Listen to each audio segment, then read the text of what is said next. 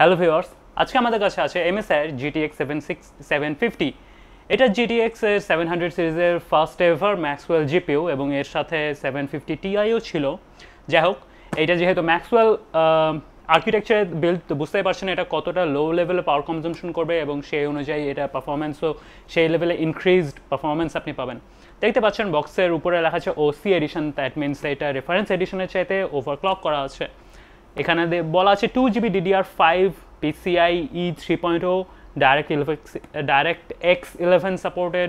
বক্সের পিছনে এদের কিছু ফিচার্সের কথা বলা আছে, যেরকম যেহেতু এটা MSI এর প্রোডাক্ট এবং MSI তাদের আফটার বার্নার সফটওয়্যার তৈরি করেছে, ডেভেলপ করেছে, সো তারা আফটার বার্নার সফটওয়্যারের ব্যাপারে বিশাল মেলা কিছু তারা এখানে বকবক করেছে। যেরকম প্রথমে বলা আছে এটা দিয়ে ওভারক্লক করা যাবে, ফ্যান স্পিড কন্ট্রোল করা যাবে। আপনি যদি multi GPU set up use করেন সেক্ষেত্রে আপনি each and every GPU individually আপনি তাদের ক্লক স্পিড, যেমন core speed, mem speed, fan speed আপনি চেঞ্জ করতে পারবেন।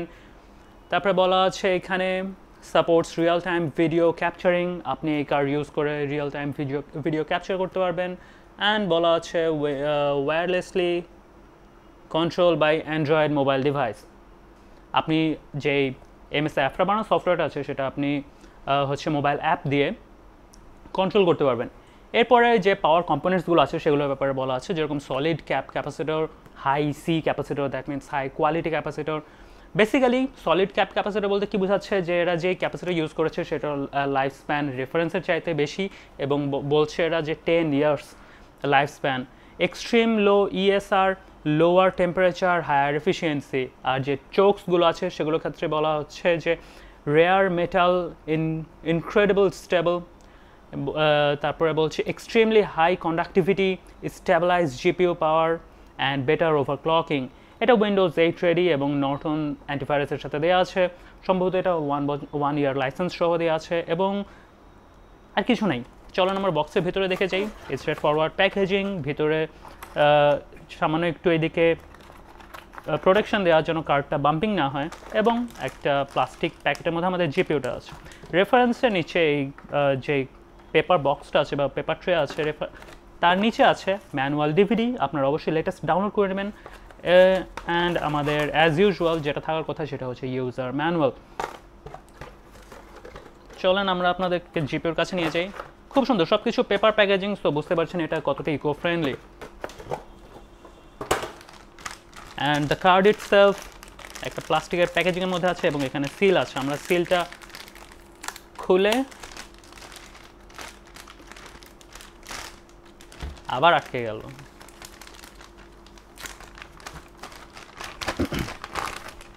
দেখতে পাচ্ছেন খুব সুন্দর কিউট লুকিং একটা কার্ড এবং উপরে একটা black glossy and black mat finishing এবং এখানে একটা MSI লোগো। এখানে একটা 80mm, সম্ভবত এটা 80mm একটা ফ্যান আছে এবং এই ফ্যানের নিচে যে হিট সিঙ্কটা আছে সেই হিট সিঙ্কের ফিন ডেন্সিটি খুব বেশি না হলেও এই কার্ডের জন্য যথেষ্ট পরিমাণে দেওয়া আছে। এর ভিতরে যে হিট সিঙ্কটা আছে সেই হিট সিঙ্কটা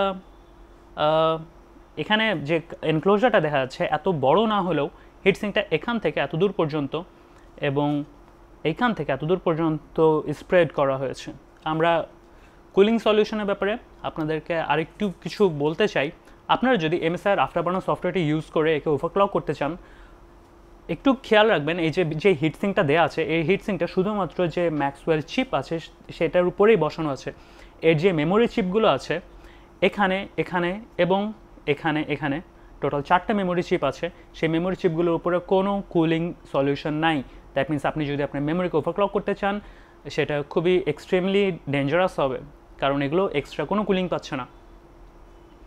আমরা রিয়ার আয়তে দেখতে পাচ্ছি একটা DVI, একটা VGA অ্যান্ড একটা HDMI পোর্ট।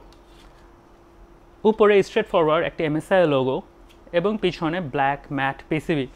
এখানে আপনি দেখতে পাচ্ছেন 4টে স্ক্রু আছে। এই 4টে স্ক্রু আপনি যদি খুলতে চান তাহলে আপনি পুরো এর কুলিং সলিউশনটাকে তুলে ফেলতে পারেন। আপনি চাইলে আপনার নিজের ইচ্ছামতো একটা TIM অ্যাড করতে পারেন বা আপনি একটা যদি জাস্ট এটি ক্লিন করার জন্য খুলতে চান খুলতে পারেন। কিন্তু একটা জিনিস বলে রাখি, আপনি দেখতে পাচ্ছেন এখানে একটা আছে ওয়ারেন্টি ভয়েড স্টিকার।